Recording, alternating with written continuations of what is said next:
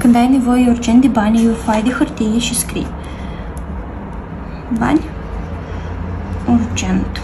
După desenezi 6 cercuri în care indici suma pe care tu ai nevoie de urgență.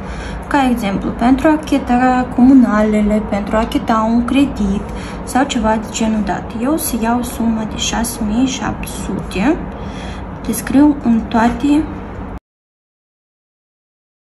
6 cercuri. După, iau un pix roșu sau un marker și desenez semnul infinitului.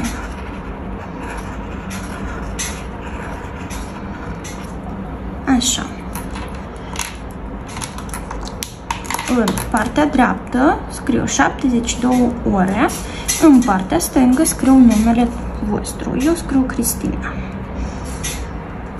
În care, după, scriu data de astăzi, 20 mai 2024 și scriu: îți mulțumesc mult pentru banii oferiți, îi accept.